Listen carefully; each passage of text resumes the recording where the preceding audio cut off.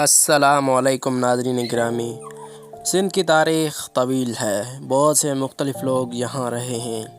ہزاروں سال قبل لوگ اس علاقے میں آباد ہوئے تھے جسے اب سندھ کہا جاتا ہے۔ خوراک اور جائے پناہ کی تلاش میں یہ لوگ ایک جگہ سے دوسری جگہ منتقل ہوتے رہتے تھے۔ وہ دستی کلاڑا جیسے سادہ اوزار کے ذریعے درختوں کو کاٹنے اور جانوروں کا شکار کرتے تھے۔ چونکہ یہ اوزار پتھر سے بنائے جاتے تھے، اس لیے اس دور کو پتھر کا زمانہ کہتے ہیں۔ کئی ہزار سال بعد لوگوں نے بہتر اوزار بنانے شروع کیے۔ انہوں نے فصل اگانا اور مویشی پالنا سیکھ لیا۔ انہوں نے لکڑی اور کچی اینٹوں کے مکانات بنانا سیکھے۔ ان لوگوں نے خانہ بدوشی کی بجائے ایک ہی مقام پر رہنا شروع کیا۔ یہ سندھ کے ابتدائی گاؤں تھے۔ یہ دور پتھر کا زمانہ کہا جاتا ہے۔ سندھ کی جس ابتدائی تہذیب سے ہم واقف ہیں وہ وادی سندھ کی تہذیب کہلاتی ہے۔ جیسے نام سے ظاہر ہوتا ہے، یہ تہذیب دریائے سندھ کے کناروں اور میدانوں سے شروع ہوتی ہے۔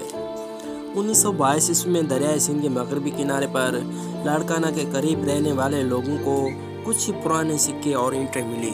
آثار قدیمہ کے ماہرین نے ان چیزوں کا معائنہ کیا اور انہوں نے یہ خیال کیا کہ کسی قدیم تہذیب کے آثار میں انہوں نے اس علاقے کی کھدائی شروع کی۔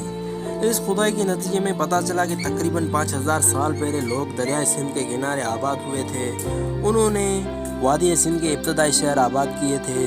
موہنجو دڑو ان میں سے ایک شہر ہے۔ یہ شہر مکمل منصوبہ بندی کے ساتھ آباد کیا گیا تھا۔ اس میں چوڑی سڑکیں، عمارتیں اور گھر بنائے گئے تھے۔ عمارتیں اور گھر پکی اینٹوں سے تعمیر کیے گئے تھے۔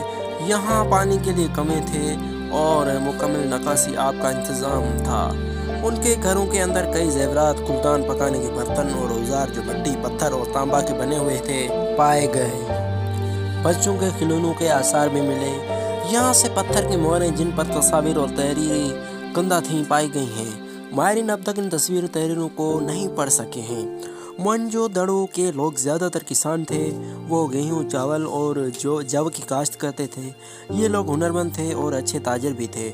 تاجر عراق، تاجر ایران اور ہندوستان کے لوگوں کے ساتھ تجارت بھی کرتے تھے۔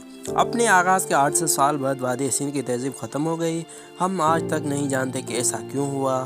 کچھ مورخین کا خیال ہے کہ یہ تہذیب آریاؤں سے جنگ کی وجہ سے ختم ہوئی۔ کچھ کا خیال ہے کہ دریائے سندھ نے اپنا راستہ تبدیل کر دیا، جس کی وجہ سے علاقہ زیر آب۔ آج کے لیے اتنا ہی۔ اپنا بہت سارا خیال رکھیے گا، دعا میں یاد رکھیے گا۔ اللہ حافظ۔